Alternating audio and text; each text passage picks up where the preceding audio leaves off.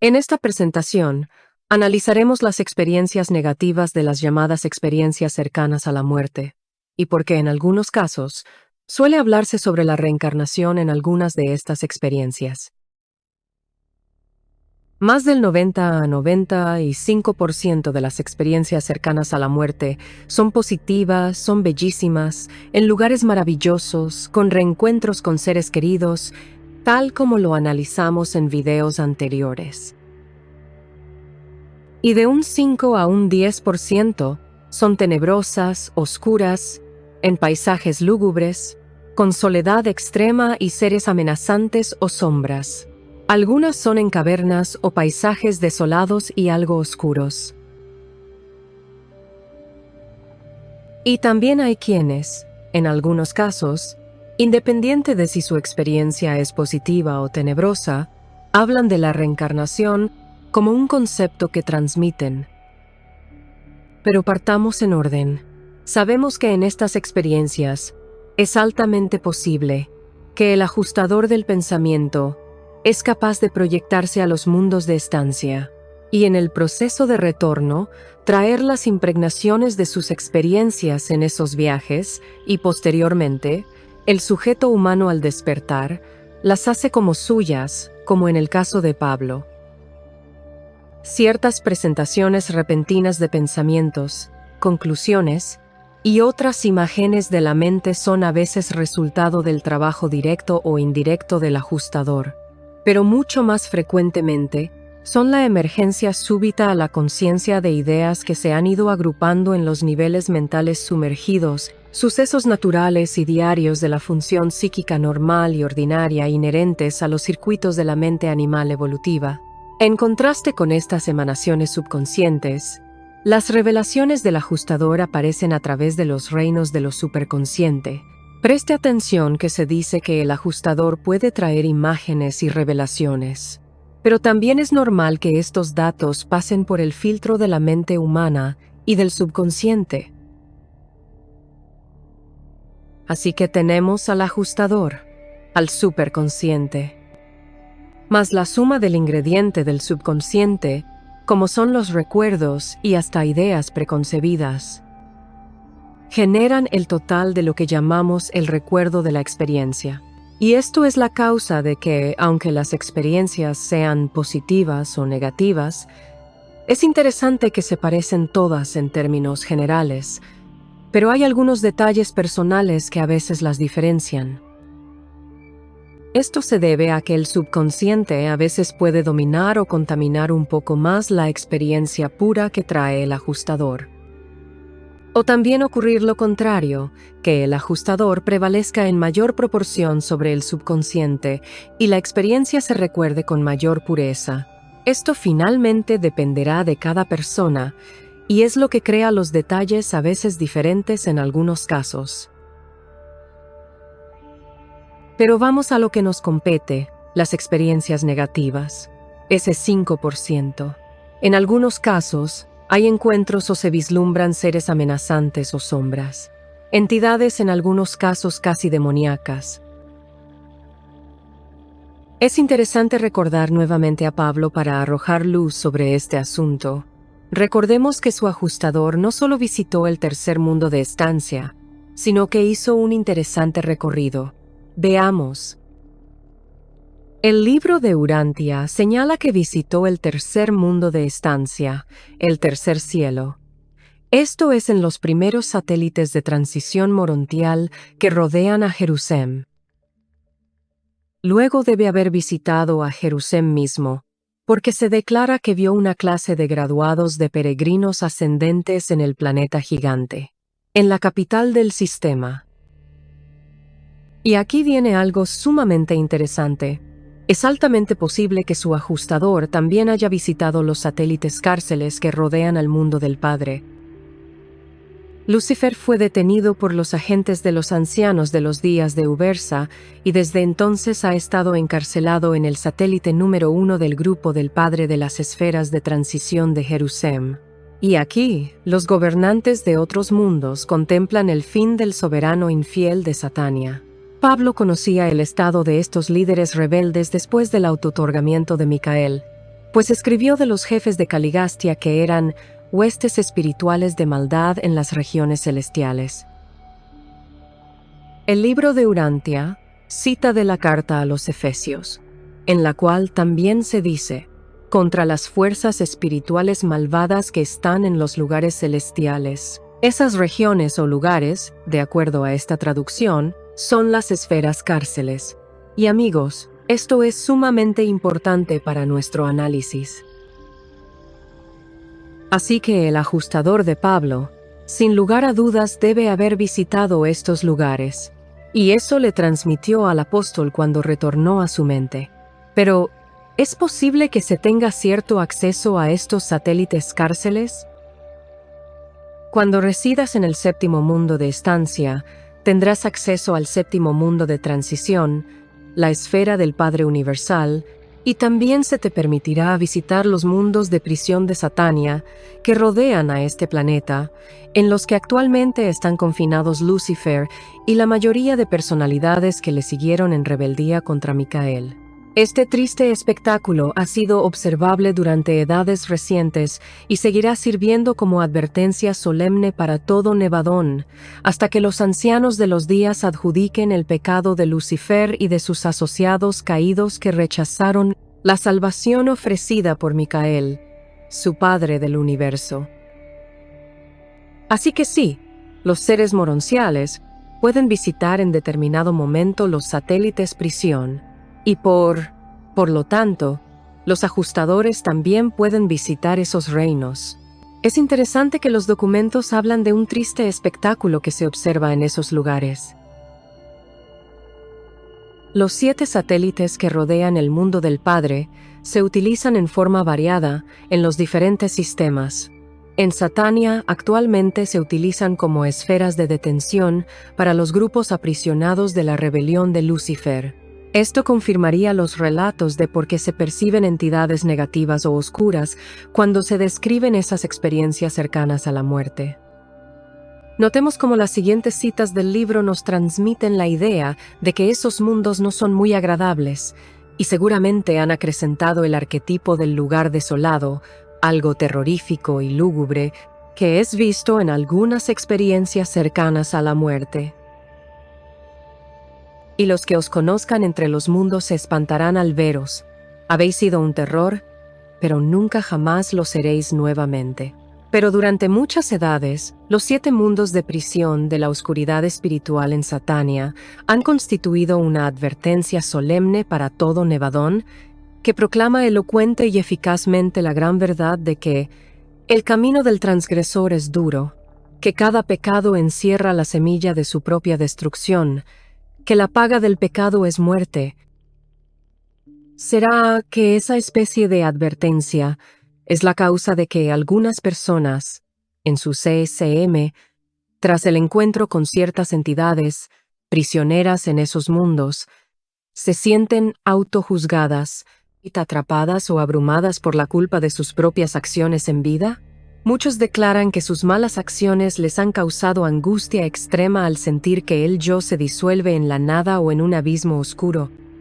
Recordemos que las imágenes traídas por el ajustador pueden mezclarse con los sentimientos subconscientes de culpa personales de algunas personas y sentir que esa advertencia solemne del destino de los malvados también les previene a ellos.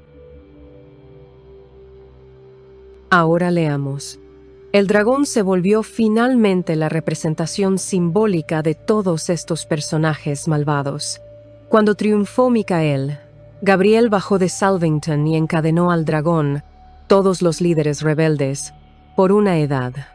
De los rebeldes seráficos de Jerusalén se ha escrito, y a los ángeles que no mantuvieron su estado primario sino que abandonaron su propia morada, aseguró con fuertes cadenas de oscuridad hasta el juicio del gran día. Es interesante que en esta última parte, Urantias cita de la carta de Judas, y a los ángeles que no mantuvieron su posición original, sino que abandonaron el lugar donde les correspondía vivir, los ha reservado con cadenas eternas en profunda oscuridad para el juicio del gran día. Y Judas nos conecta con estas otras epístolas. Los espíritus en prisión. en la primera carta de Pedro. Y no menos interesante es cómo la segunda de Pedro utiliza una interesante expresión griega común en sus días. En efecto, Dios no se contuvo de castigar a los ángeles que pecaron, sino que los echó en el Tártaro, encadenándolos en profunda oscuridad a fin de reservarlos para el juicio. Sí, Pedro usó una expresión que cualquier lector grecorromano entendería de inmediato: el Tártaro. Una lectura interlineal del griego confirma que usó esa expresión común en la mitología griega. El Tártaro, y es interesante que la prisión de profunda oscuridad puede traducirse como hoyos o agujeros de densa oscuridad. Es interesante que en la mitología griega el Tártaro era la prisión donde estaban encerrados los titanes, los enemigos de los dioses. Pedro estaba sin duda haciendo una asociación quizás no tan errónea en su mente con la mitología griega. Y decimos que no es tan errónea porque los griegos se alimentaron de las historias de sus ancestros adansonitas. Al Tártaro se le definía como un abismo cósmico, un lugar de profunda oscuridad, incluso más que el Hades. Es interesante que los planetas prisión no reflejan la luz de los soles, así que darían el aspecto de agujeros negros u hoyos de densa oscuridad, algo similar al aspecto de las islas oscuras. Y este lugar es también sinónimo de locura mental, la locura cósmica, una especie de manicomio donde los seres que han perdido la cordura dan ese triste espectáculo comentado en los documentos. Evidentemente, estas experiencias han dado fulcro y pólvora para la posterior creencia en lo que la Iglesia llamaría el infierno.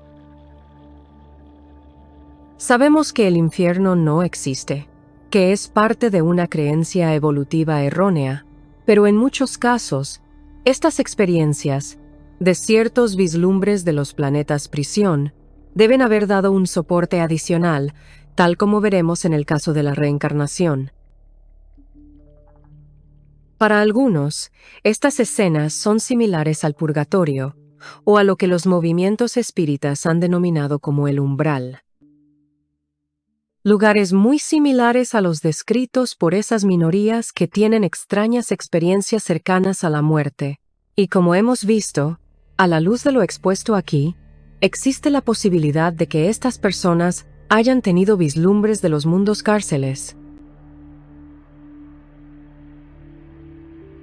Ahora hablemos de la llamada reencarnación. En algunas experiencias cercanas a la muerte o visiones del reino maravilloso en las otras moradas, algunas personas han hablado de la reencarnación como un proceso en el cosmos, y que en esas moradas se les habla de que algunos tienen que volver a nacer y morir. José Miguel Castro afirma haber tenido contacto con seres extraterrestres, tal como le habría ocurrido a su padre adoptivo en 1977. Describe a estos seres como ángeles transparentes. Estos ángeles, según él, le habrían mostrado ciudades con calles de oro, paisajes sobrenaturales que él ha dibujado en docenas de viñetas similares a las de un cómic que permanecen guardadas en su casa. Yo le dije, ¿podría quedarme aquí yo? Le dije que no, me dijeron que no podía quedarme con ellos. Tenía que morir yo, morir 3 veces, nacer 7 veces tenía que nacer para estar con ellos. Las palabras anteriores son casi idénticas a estas expresadas en los documentos. Algunas razas posteriores creían que el hombre moría de 3 a 7 veces. Esta creencia, residuo de las enseñanzas de Adán sobre los mundos de estancia, y muchos otros residuos de la religión revelada. ¿Notó? Se dice que una de las tantas bases para el desarrollo conceptual de la reencarnación radica en la mala transmisión o residuos de las enseñanzas de Adán sobre los mundos de estancia. En otras palabras, claramente hay una distorsión de la información en cuanto a la transmisión del concepto a nuestro plano terrestre, lo que son las primeras 7 transformaciones para avanzar en los primeros 7 mundos de estancia, han sido traducidas erróneamente en la mente de los receptores de dichas experiencias, como la necesidad de varias reencarnaciones. Y esto ocurre por lo que explicamos antes, que el subconsciente e incluso las creencias preestablecidas y hasta problemas traductivos a la mente humana podrían equivocar algún concepto revelado. De hecho, autores en estado de inspiración literaria han cometido estos errores al describir en otro estilo el libro de Urantia. Un caso muy interesante es el del libro El Testamento de San Juan, de Juan José Benítez. Aquí ni siquiera el autor tuvo una visión, sino que simplemente recurriendo a una alteración del lenguaje para hacerlo más poético y literario en su prosa, altera deliberadamente la revelación de Urantia al llamar los 7 sueños de la muerte el proceso de la carrera ascendente tras la resurrección. Y esto ocurre porque el autor tiene un mal entendimiento de los documentos porque describe que la persona tiene un segundo sueño de la muerte, un tercer sueño de la muerte, etc. Esto sin duda crea la confusión de que mueres 7 veces y te resucitan 7 veces, lo cual es totalmente inexacto. Si un escritor no asimila bien los conceptos de Urantia al leer el libro, imaginémonos lo que puede pasar cuando a alguien se le explica este asunto por primera vez en las otras moradas. Y esto parece ser lo que ocurre con la novela No Solar o Nuestro Hogar del espiritista Chico Xavier, la cual describe apropiadamente la vida y belleza en las otras moradas, además de haber descrito ese umbral o purgatorio comentado antes, pero cae en el error de interpretar erróneamente los viajes en Serafín a las siguientes moradas como actos de reencarnación a la tierra. Y decimos bien, porque lo que ocurre realmente no es que mueras, sino que se te adormece para llevarte en transporte seráfico a tu nueva morada, para tener un nuevo cuerpo. Esto, sin duda, para una mente que no conoce previamente este proceso, podría confundirlo con cualquier cosa, incluyendo una reencarnación. Además, recordemos que Chico Xavier escribía con el sistema de escritura automática, así que es indudable que en sus escritos hay mucho de sus creencias personales o cómo se interpretó este asunto. Pero separando la paja del trigo, también describe de forma apropiada muchos asuntos y elementos que concuerdan con los documentos. Y como los resucitados siguen trabajando, estudiando y perfeccionándose en una vida maravillosa. Y unos comentarios finales.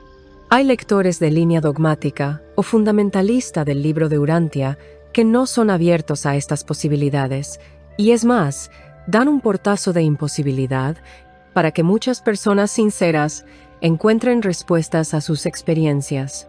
Y yo les pregunto entonces, ¿prefieren que estas almas hambrientas y sinceras no puedan obtener un intento de posibilidad fundamentado en los documentos de Urantia, o prefieren que los movimientos espíritas y la nueva era finalmente les den alimento? Piensen bien. Sí, piensen bien en lo que hacen antes de atacar o negar con la cabeza estas presentaciones. Muchas gracias.